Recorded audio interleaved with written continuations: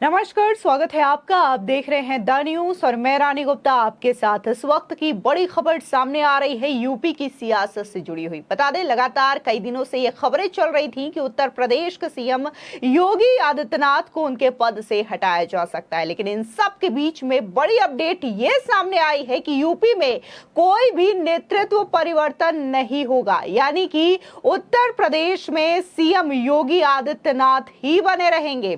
इसके अलावा बीजेपी के शीर्ष नेतृत्व का पूरी तरीके से सीएम योगी आदित्यनाथ को समर्थन है। आपको बता दें, बकायदा शीर्ष नेतृत्व की ओर से यह कहा जा रहा है कि योगी यूपी में सबसे ज्यादा लोकप्रिय नेता है, तो ऐसे में बदलाव की कोई बात ही नहीं उठती। दरअसल आपको बता दें कि बीजेपी के राष्ट्रीय अध्यक्ष जेपी नड्डा ने भूपेंद्र चौधरी और केशव प्रसाद मौर्य से यह कहा है कि यूपी में योगी के नेतृत्व पर पूरा भरोसा है और साल 2027 का विधानसभा चुनाव भी सीएम योगी आदित्यनाथ के नेतृत्व में ही लड़ा जाएगा। आपको बता दें, इसके अलावा उत्तर प्रदेश में विधानसभा उपचुनाव के लिए सीएम योगी ने स्पेशल 30 की टीम बनाई है, जिसमें प्रदेश के दोनों डेप्यूटी सीएम नहीं है, केशव प्रसाद मौर्य और भूपेंद्र चौधरी। बकायदा ये जो टीम बनाई गई है, जिनमें तमाम मंत्री भी शामिल हैं, इनका काम यही है कि विधानसभा के जो उपचुनाव होने हैं उस पर नजर बनाए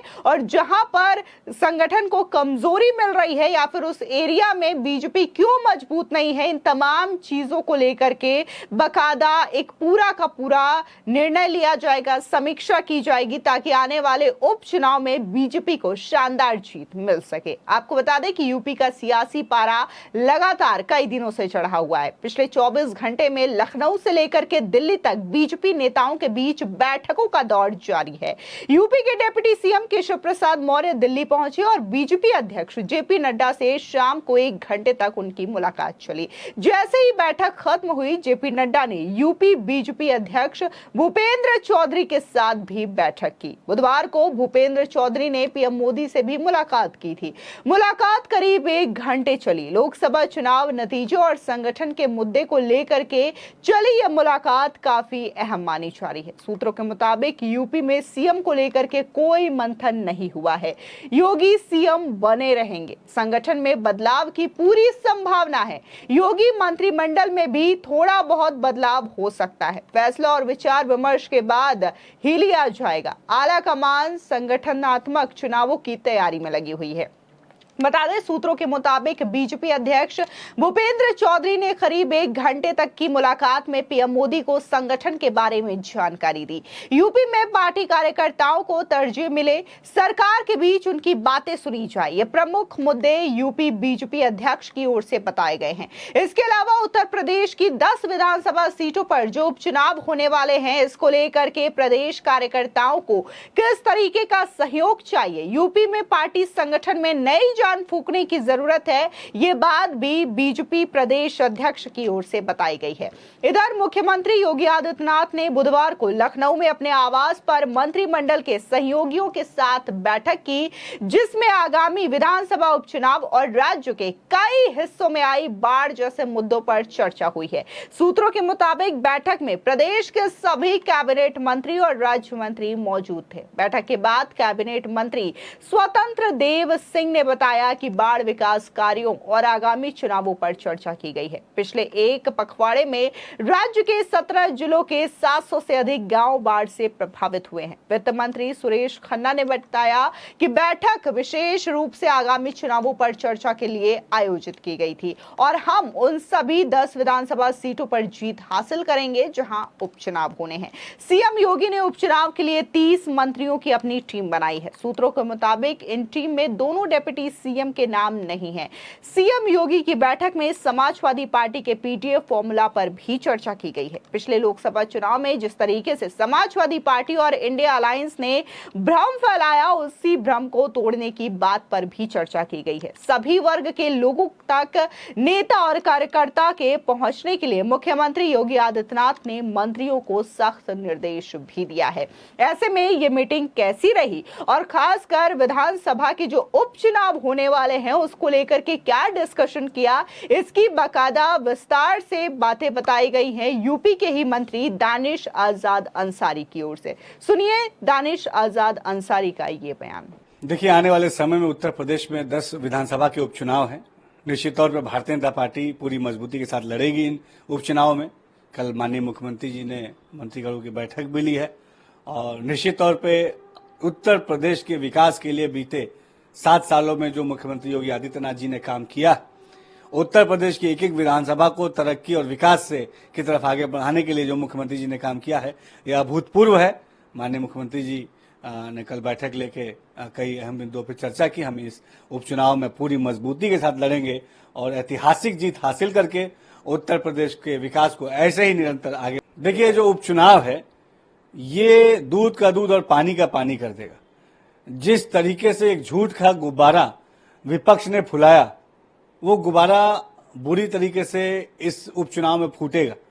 जिस तरीके से लोकसभा के उपचुनाव में विपक्ष ने जनता को गुमराह करके अपनी राजनीतिक रोटियां सेकी है, जनता पूरी तरीके से विपक्ष के दलों से बहुत नाराज है। आने वाले समय में जो उपचुनाव है ये साफ बता देगा कि जनता का साथ, जनता का विश्वास, जनता का मत पूरी तरीके से भारतीय जनता पार्टी के प्रति है, हमारी उत्तर प्रदेश की योगी सरकार, मोदी सरकार के प्रति है। और निश्चित तौर पर इस उपचुनाव में हम ऐतिहासिक जीत हासिल करके विपक्ष के झूठ की इस यात्रा को समाप्त करने का काम करें। देखिए, उत्तर प्रदेश की योगी सरकार पूरी सक्षमता के साथ, ईमानदारी के साथ प्रदेश की सेवा के लिए काम कर रही है। विपक्ष के दल ये प्रदेश के विकास से परेशान है, इसीलिए इस तरीके की बातें कर रहे हैं।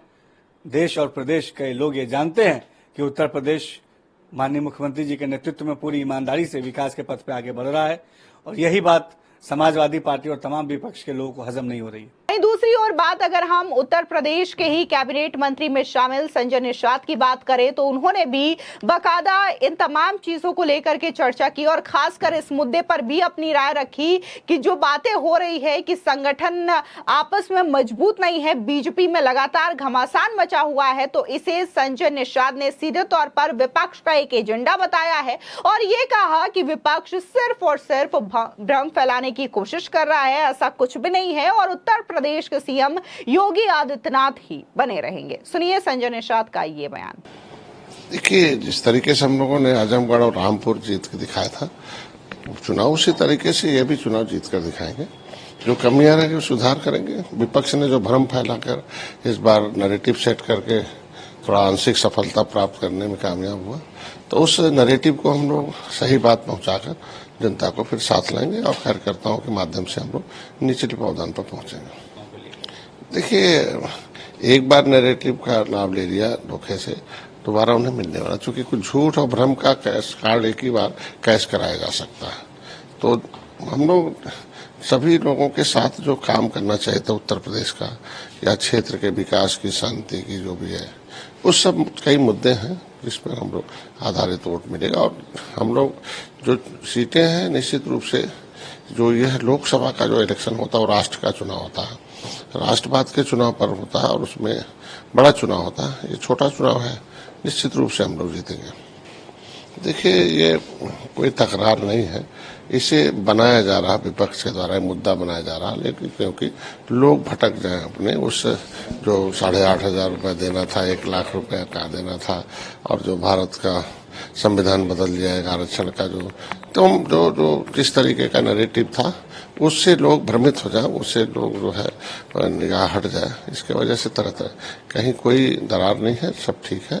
अगर हम लोग उत्तर प्रदेश को सर्वोत्तम प्रदेश बनाने के लिए काम कर रहे हैं तो मिलजुल के काम कर रहे हैं और आगे भी करते रहेंगे। आपको बता दें कि खासकर लोकसभा चुनावों के मद्देनजर ये चीजें काफी ज्यादा सियासी गलियारों में उड़ी कि कैसे उत्तर प्रदेश में संगठन मजबूत स्थिति में नहीं है और लगातार अंदर ही अंदर ऐसी कलह चल रही है जिसकी वजह से उत्तर प्रदेश के सीएम पद से योगी आदित्यनाथ को हटाया जा सकता है। बकायदा इसको लेकर के अरविंद केजरीवाल ने बयान दिया, उसके बाद देखने को मिला हाल ही में संजय सिंह ने भी बयान दिया, लेकिन इस बात पर मुहर लग चुकी है कि फिलहाल योगी आदित्यनाथ ही उत्तर प्रदेश के सीएम थे, हैं और रहेंगे। और साल 2027 का जो विधानसभा चुनाव होगा वो भी सीएम योगी आदित्यनाथ के नेतृत्व में ही लड़ा जाएगा, क्योंकि अगर हम सीधे देखें तो बीजेपी के शीर्ष नेतृत्व को सीएम योगी पर पूरा भरोसा है। फिलहाल इस पूरे मामले को लेकर के आपकी क्या राय है, हमारे कमेंट सेक्शन में जरूर बताएं। धन्यवाद।